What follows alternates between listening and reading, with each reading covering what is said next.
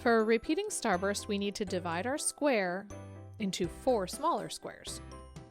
This large square is 7 centimeters wide and 7 centimeters tall, so the halfway point is 3.5 centimeters. I'll line up my ruler so that the 0 lines up with one edge of the square and the 7 lines up with the other edge. And I'll make a small dashed line going up from the mark on the ruler at 3.5 centimeters. And I'll do the same thing on the top.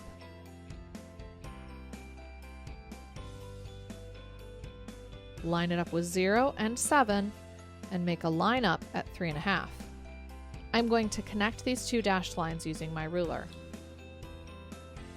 I'll make sure the ruler is touching both dashes. I'll hold it firmly with my fingers and then draw my line.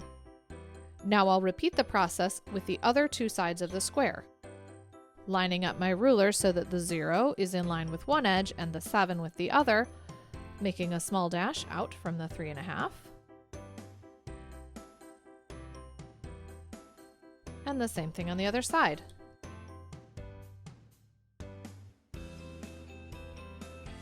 I'll use my ruler to line those 2 dashes up and then draw my center line. I'm going to make a small dot in the center of each of these squares.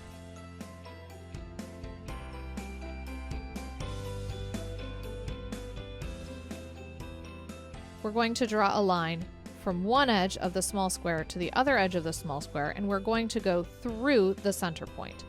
So line up your ruler so that the dot touches the edge of your ruler and draw a line straight through. You can continue rotating your ruler around, but make sure it doesn't miss the center point. We want all of our lines to meet exactly in the middle.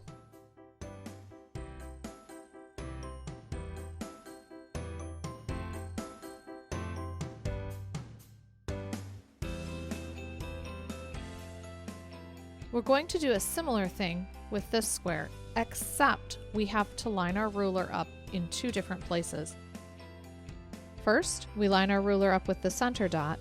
We also line it up with where one of our lines connected from our left square. So we have a continuous line from one side through the center dot to the center line, through another center dot, and to an edge.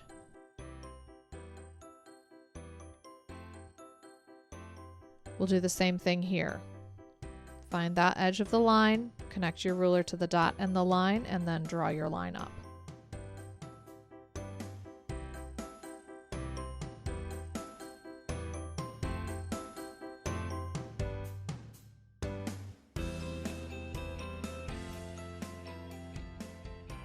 There are no other places that lines from the left square connect, so I can just make lines wherever I want for the last bit.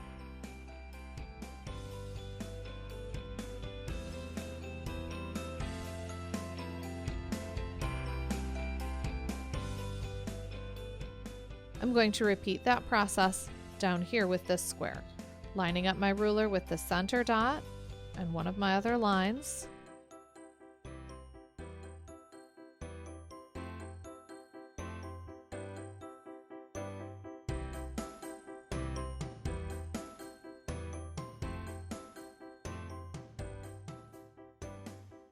And then if there are no other lines that I can use, I'm welcome to just make my lines wherever I want.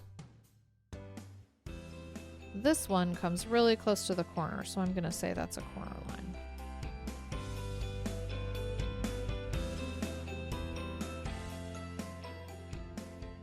Our last box pretty much has all of the lines decided for us.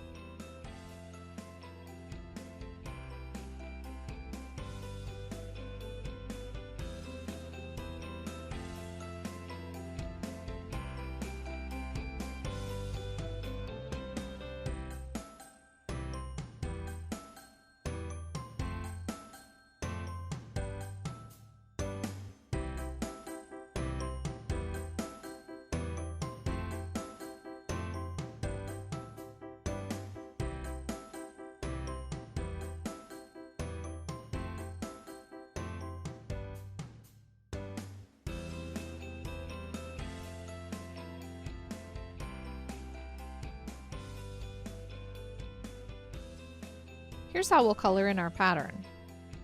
We'll begin with one square and color every other triangle.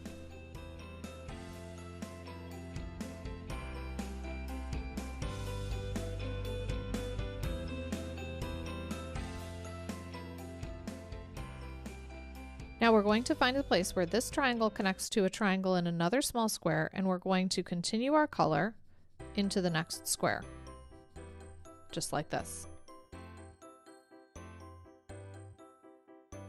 Then continue coloring in your pattern around the small square.